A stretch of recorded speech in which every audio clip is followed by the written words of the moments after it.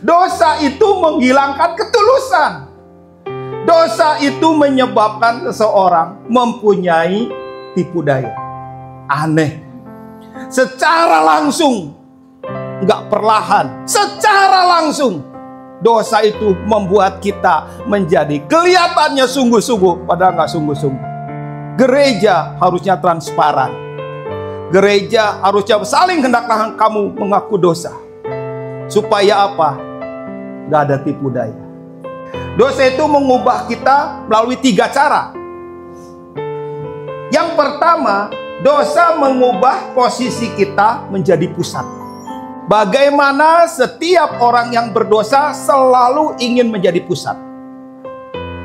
Awalnya, Adam dan Hawa tidak pernah menjadi pusat.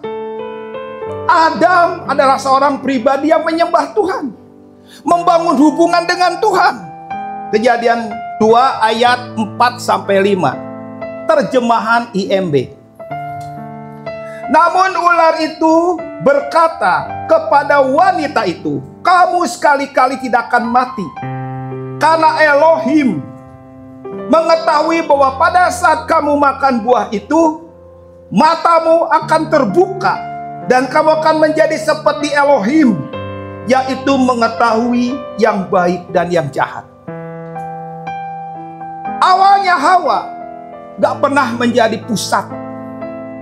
Dia adalah penyembah. Tapi ular itu menggoda dia. Ular itu menggeser prioritas hatinya.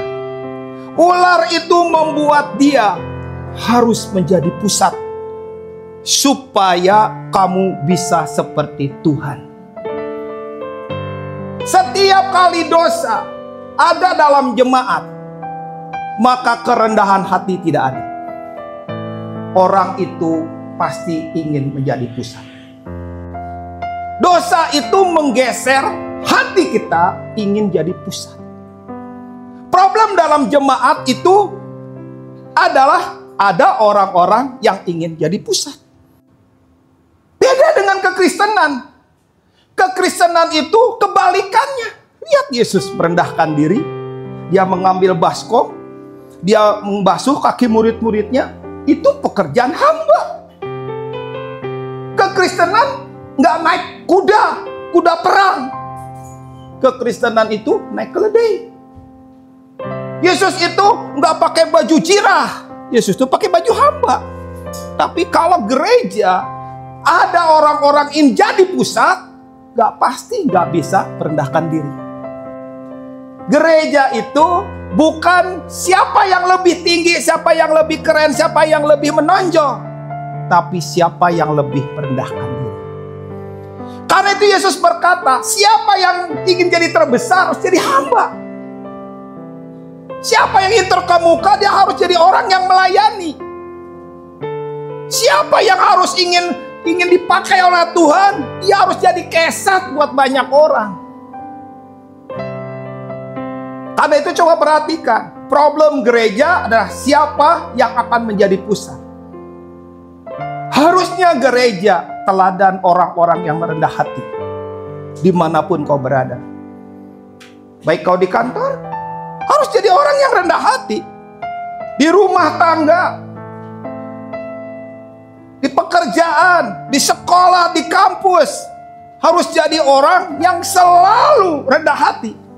Kenapa? Karena Kristus rendah hati.